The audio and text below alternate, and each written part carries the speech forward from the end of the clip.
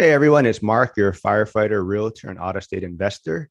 Today I have a special guest on, Sara Shokatian. She's from Alternative Education, and I've been following her story on Instagram, and I love her message. And she's a real estate investor and a lawyer. And welcome, Sara. Thank you. I'm glad to be on your show. Thanks for inviting me, Mark. Yeah, I love it. I'm glad we finally got to connect. I've been following you for a while now, and I feel like your message is very similar to what I'm trying to put out there and help others realize that there's this financial education that a lot of us aren't taught in school or we didn't grow up with it. So why don't you tell my audience a little bit about your backstory and how you got started? Yeah, sure. So my experience with real estate really just started after I graduated law school, and my dad pushed me to buy my first property. So my first property was a condo, and from that, uh, the condo just appreciated in value over a couple of years, and I did a cash out refinance, and I ended up buying my first rental property in Palm Springs. And so I do like a long-term rental there, and I'm able to cash flow from that property. And then after like another year or so, when the prices went like shot up really high during COVID, I was able to sell my condo and buy two additional properties. They ended up being single family residences, so they're houses, one to live in and another one to rent out in Joshua Tree. And that property actually came with a main house and then a casita in the back. So I'm able to list them as two separate properties, and I do short-term rentals for both of those listings. So I technically have three now investment doors, I guess you could say. And they're all cash flowing. And so from that one condo, I was able to get four doors. And so, I mean, it's all through the power of leverage and appreciation and real estate. And, I thought that that real estate was such an amazing tool to build wealth, at least for me. And so I wanted to share that with other people, because I know that a lot of people, including my friends and other lawyers, other professionals, they don't know much about real estate, and they don't know, how to get started. And they're not really aware of the benefits of, that real estate can bring in terms of growing your wealth. So that's how I got started, and then I started the alternative education social media platforms to sort of educate people about my story and educate people about the power of real estate. I love it. I love it. I kind of want to touch on maybe the beginning of your story. Like you're talking about getting a condo and your dad kind of forcing you, to make this purchase. And that's kind of my story too. I kind of, I started with a condo and, my parents kind of pushed me down that path. But for you, was the investment side of it always the thought process of getting that condo? Were you looking at leveraging it and building this rental portfolio? No, not at all, actually. I didn't even think about buying a property at that point. I was just focused on, okay, I just graduated, I just passed the bar exam, I just got my first job. So I was just focused on that, but my dad was pushing me. He was like, you need to buy a property. And I was like, okay, I don't even know if I'm ready for it, but let me just do it since he keeps insisting. And no, I didn't think about I didn't think about using it as like an investment tool or like being a landlord or anything like that. I just bought it, and then I saw how much it appreciated, in value, and then I just saw the opportunity of what I could do with that equity, and then I just went from there. Yeah, that's kind of how a lot of us, get started. Like we start with a condo or a smaller property, and then we realize like you see the appreciation, you see the value go up, and then you realize, if I can get more of these, then maybe I don't have to work 30 to 40 years. Mm-hmm. But in your case, being a lawyer, a lot of people think of it as a high paying income job. You're making all this money. Like, do you feel like getting into real estate kind of hinders the being a lawyer side as far as making it harder to focus on that position?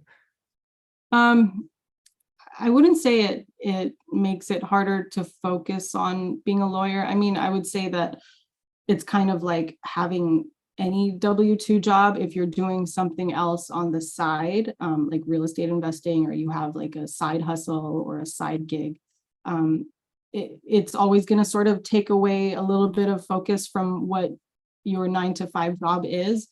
And for me, I don't mind that, that takes away some focus, because I don't plan on practicing law forever. Um, I because real estate actually is more exciting for me, because I know that real estate can, it that can generate wealth.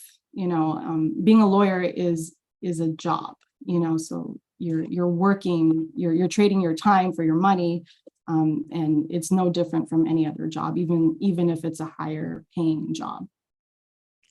Now, with that being said, do you see a lot of your colleagues also investing in real estate or have rental portfolios? Because, like I was mentioning, a lot of people, you're probably making a very good income. And do your colleagues and stuff also have a rental portfolio? It's interesting that you ask. Actually, they don't. Like, a lot of the people that I know that are in the legal field, they don't have a rental portfolio. They don't have any properties at all, actually. Like, for example, amongst my friends, I'm the only one that has a property. And yeah, even though they make money, they would definitely qualify, for a loan to buy a property. I think that they're just kind of either scared, or they don't know enough about it to get into it. Uh, or they just never had that push, like how I did from my dad. Well, they better start following your social media and your Instagram, because you're putting out great content to help people's mindset change and help motivate people. Does a lot of your colleagues now reach out to you and ask you questions about your real estate journey and whatnot? Yeah, ever since they found out that, or since I told them and talked to them about my real estate journey, they knew that I purchased a condo, and then they would know that I also purchased, rental properties. So they did start asking me questions about it. They were intrigued about it, and they were curious, so they would ask me, but they never like pulled the trigger and actually did it themselves. So you know, that's also one of the reasons why I started the alternative education platform, to just sort of educate people and put my information and story out there so that they can just reference that if they have questions. But yeah, a lot of them did start reaching out to me. Awesome. Cause I also want to kind of touch on, a lot of people, you go to law school for so many years.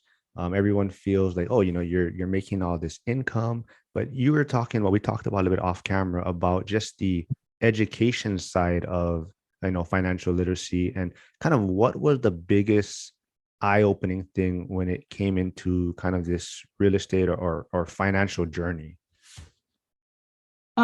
Just that there's a really big gap in the education system. Like, in high school, you don't learn anything about credit, you don't learn anything about saving or finance or investing. You don't know anything about money. All you know is you need to go to college, get a job, buy a house, and then retire. So there's a huge gap in the education system. And even in, like, for my education, I went to college and then I went to law school after. I still never learned anything about finance.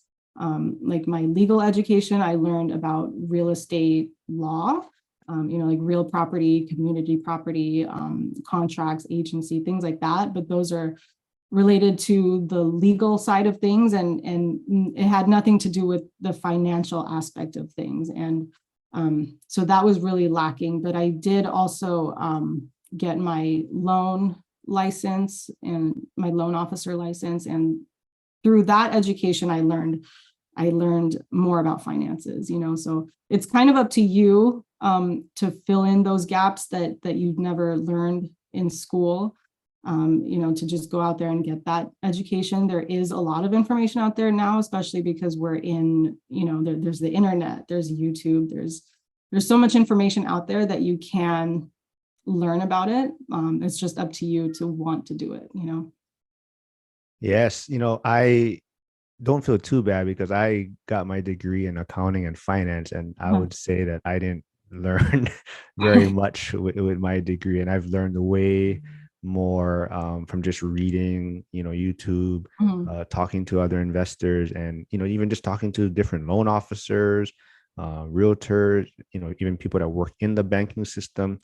But yeah, my degree, I mean, it was helpful, but I definitely didn't learn a lot of real world things. So, Yeah.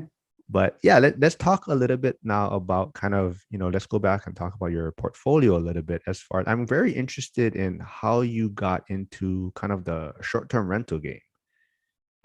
Yeah. So I don't know how that happened, but I think I was just really interested in it. Um, so my property was already in Palm Springs, and then I was thinking my next property should. So Joshua Tree is not too far from Palm Springs. It's like 30 minutes away, or 40 minutes maybe. And Joshua Tree is like an up and coming, like more popular tourist destination because there's the Joshua Tree National Park. And I know that there are a lot of Airbnbs there. And so I just wanted to try it out. I was thinking like to try it out as a short-term rental. And if it didn't work out, then I would just do it as a long-term rental. But it ended up working out pretty well because the property I bought actually was already a short-term rental. And so I just like fixed it up a little more and made it a little more appealing, and just, created my own profile. And then now I'm a super host too, on the Airbnb platform. It took a while to get there just because, you have to accumulate reviews, and you have to make sure that your customer service is, up to par, and you provide a great experience for your guests. I self-manage that. So it's been a challenge to sort of, you know, um, balance your customers' expectations with like making money um, through the platform. And so I've learned a lot by just doing it myself. Was there any thought? So, are you familiar with like the short-term rental loophole for like tax benefits? Was that kind of also maybe part of your thought process, or is that something you're looking into now? No, that wasn't part of my thought process. I just wanted to, I don't think I had a specific plan at that point. I just wanted to, sort of get my feet wet in that area and just try it out. And it's worked pretty well. So it's a lot of work though, especially setting up the Airbnbs. And then if you're self-managing, it's a lot of work. Even though I have a lot of automation in place and I have systems in place, I also have like a couple of cleaners and reliable people out there that I can just call on if we need some sort of maintenance or something like that. But it's still a lot of work because issues come up all the time, or not all the time, but sometimes. And usually when they come up, it's like on the weekends when you're in the middle of something, you know.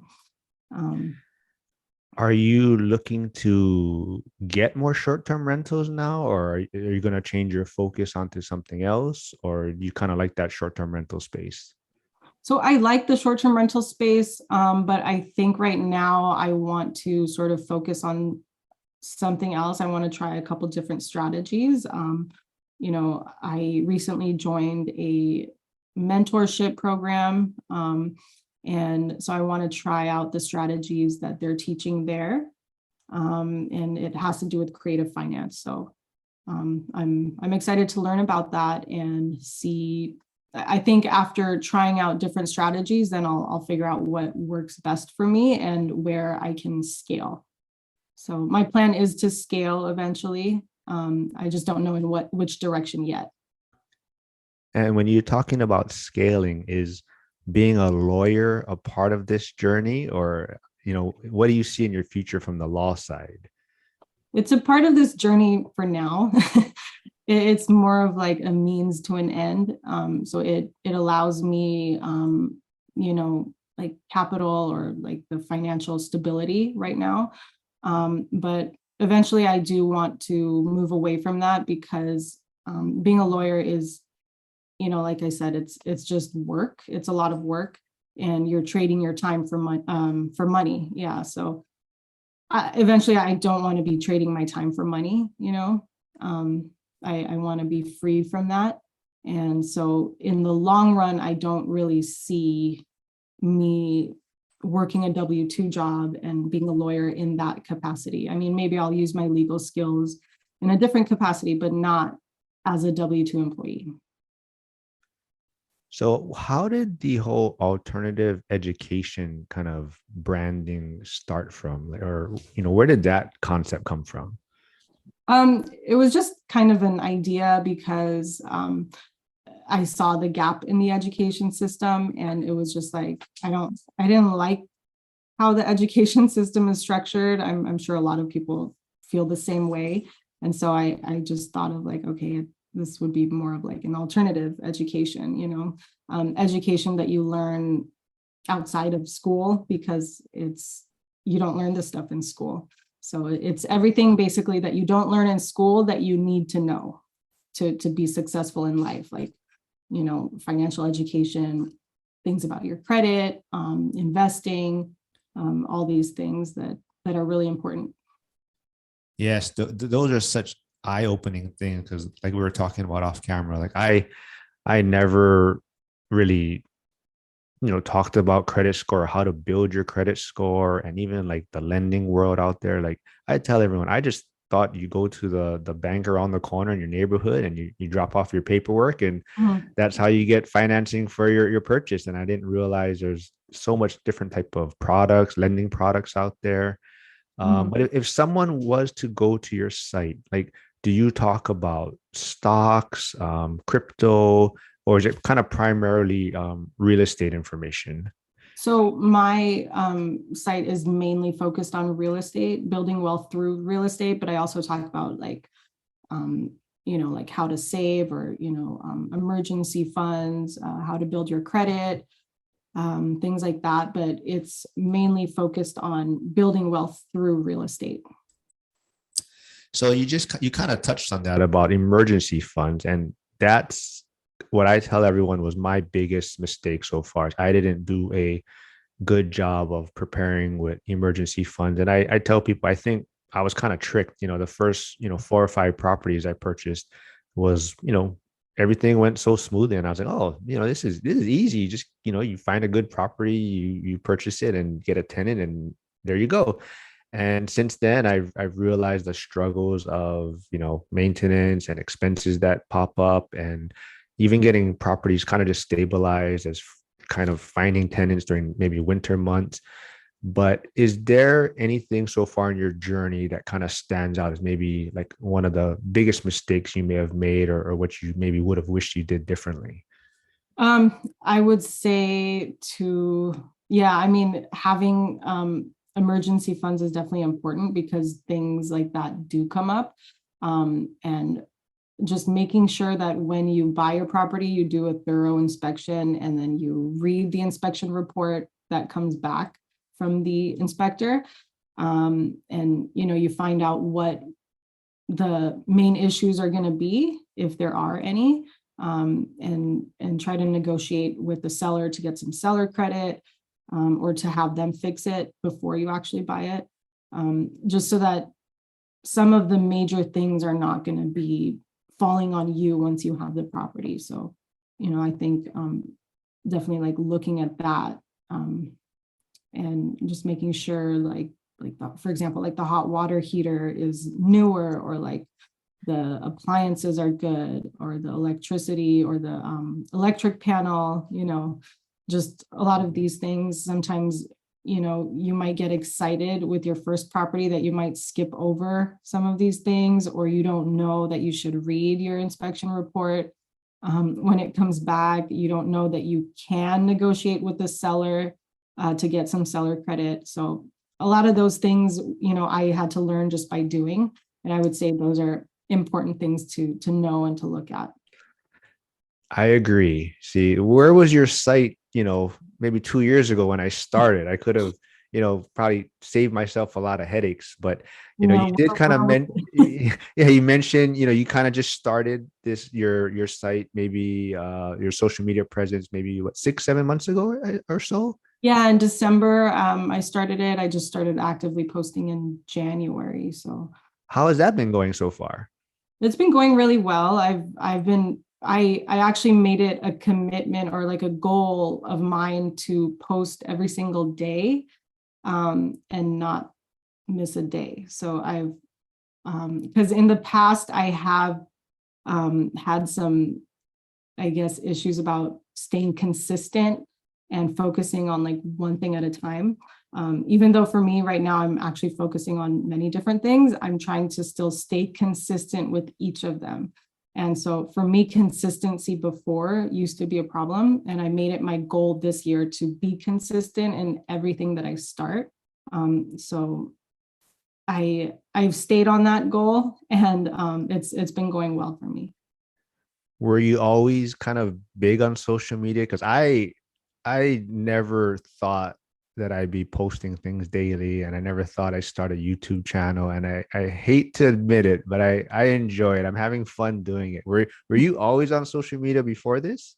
I just had my personal, Instagram. I didn't have like YouTube. I didn't have Twitter. I didn't have TikTok. I had Facebook like a long time ago, but I stopped being active on it once I got my Instagram.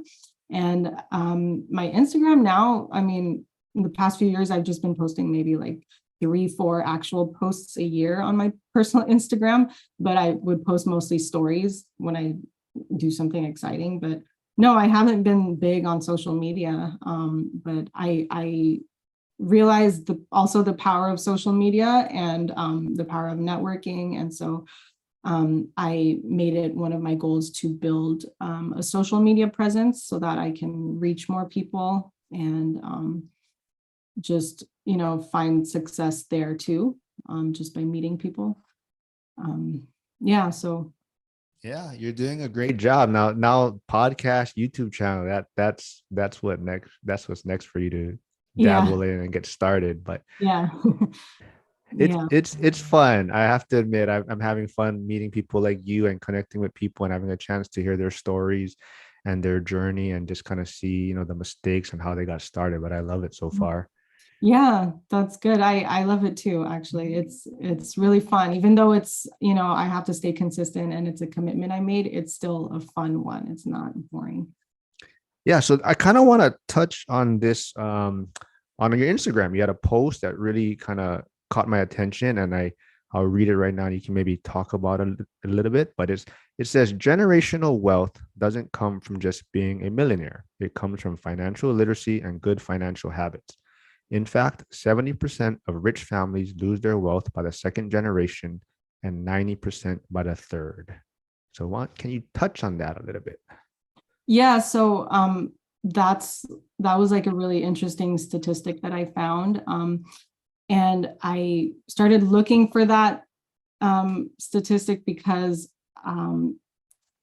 there are a lot of wealthy people out there that come from just generational wealth, and they just happen to be born into that, but they don't necessarily have the tools to maintain that wealth or sustain it through their lives and through the next generations. And then there are people that are not, they don't come from wealth, but they're able to build wealth. So generational wealth doesn't come from just being rich or just having money. It comes from financial literacy, financial knowledge. So if you're able to get financial education or educate yourself financially and be financially literate, you will have the opportunity to either start building generational wealth or maintain the generational wealth that you already have. So to me, that's really important.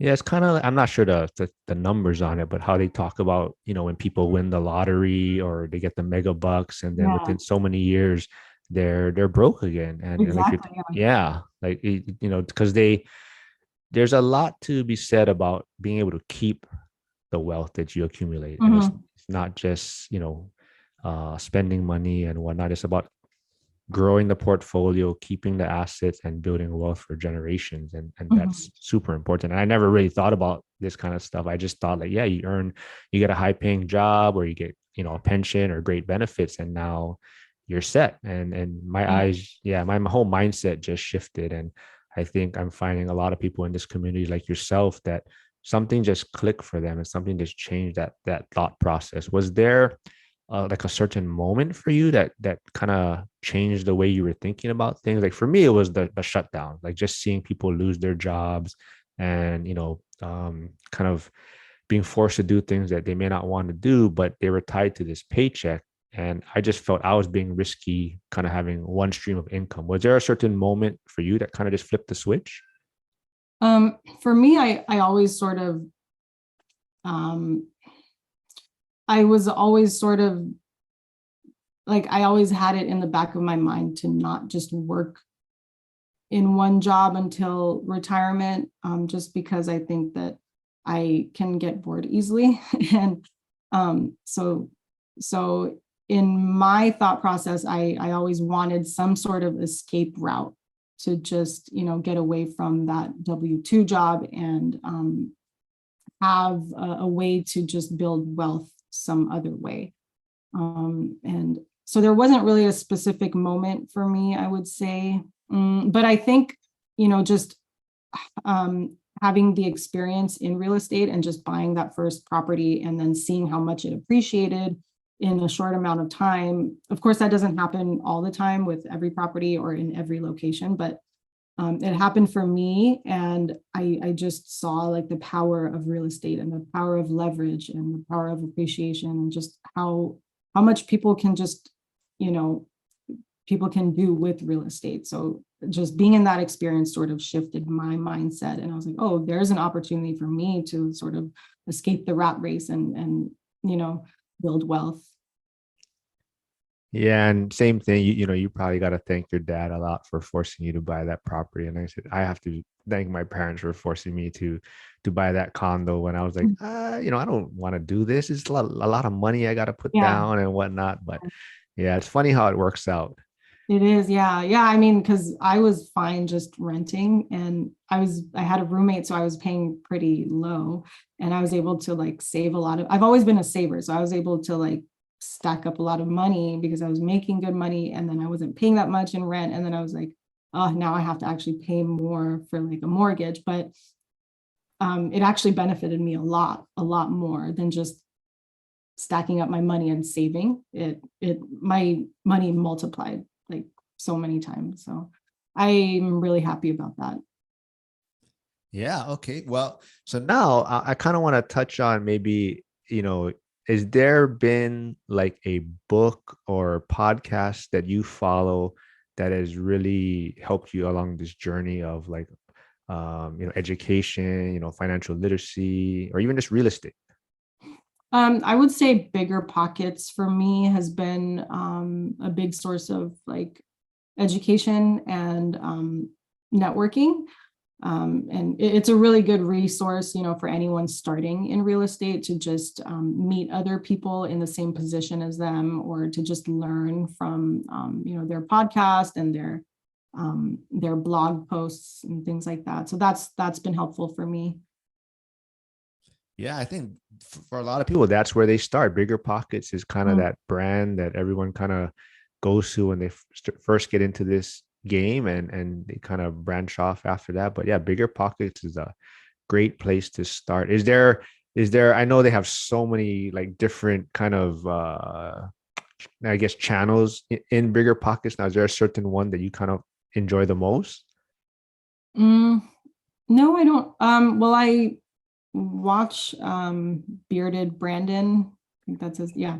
Um, his podcast is pretty interesting and informative. So I would say that. Cool. Yeah, I think he lives in Maui too now. So I think he Yeah. spends a lot of time out here. But Yeah. yeah, I love he's the way he kind of connects everything too is super easy to follow. Mhm. Yeah. Yeah. So also not only like I guess book or podcasts, but right now I kind of want to give you like a little selfless promotion on kind of where people can find you, where can they find your social media, your website, or how can people connect with you? Yeah. You can find me on Instagram, and on my Instagram, I have like a kind of like a link tree, but it's a tap link. It's like a link in bio where you click on that and you can find my other platforms, but you can start with Instagram, and my name is Alt Ed Real Estate on Instagram, and it's the same on every other platform too. So And you did mention, so you are a loan officer too now, or yeah, are I'm you also a loan officer, so I do some loans on the side. are you licensed to work in all states or Not every state, okay. so you have to get your license individually. 7 or 8 states that I'm licensed in. Okay. Yeah. But yeah, everyone, please, I recommend you to go follow her, reach out to her. Her content is super amazing. I love it. It caught my eye, and I've been following her ever since. And it just keeps me intrigued and keeps me thinking. I love it. But Yeah. right now, before we go, I always like to ask my guests. As you can see, all the superheroes. My son's super big into superheroes. But is there any like superpower that you could say that has kind of helped you along this journey? I would say just for me, specifically being persistent and taking action, just jumping into things and not looking too much at the negative side of things, but just focusing on the positive side of things, not being afraid to jump in and move forward. That's helped me a lot in my journey, to just get started in real estate and continue going. So for me, that's my superpower, and I would advise everyone to have that if they can, to develop that superpower too. This is I just thought of it just now. I kind of want to touch on it real quick because a lot of people, when I talk about leaving the fire department early, they look at me like I'm crazy. And for you, you went to school so many years to get your law degree, and you're getting paid very well. Do people look at you maybe when you talk about financial freedom and possibly leaving law earlier than other people do? Do they look at you a little different or crazy, like you're being crazy? Yeah, yeah, definitely. I mean, my own family does too. Like, when I tell my mom or my brother, or my dad, that I'm getting into real estate or that I'm doing the social media stuff, they're like, "Are you still a lawyer?" I'm like, "Yes, I am. I'm just I'm doing a lot of things, and I'm doing what interests me, what excites me." And they're like, "Are you gonna continue being a lawyer?" Or sometimes they ask me like, "Do you feel like you wasted your time going to law school?" And for me, it's like, no, I loved I loved every part of my journey. Like I loved going to law school. I loved learning about the law. I loved working in law. I like working in law now, but my journey is just gonna go wherever I want it to go. And I don't have to be stuck doing one thing forever. I can do multiple things. And I mean, that's the exciting part about life. It's just this whole journey. You can make it whatever you want. I agree. It's just the next chapter, right? It's the next chapter in your journey. Mhm. Well, thank you for joining me today. This was super fun. I loved it. I'm glad we finally got to connect, but thank you for coming on. And all my audience out there, please like, subscribe, hit that notification button. And Sarah, we'll talk again. All right. Thanks for having me. Thanks. Bye. Bye.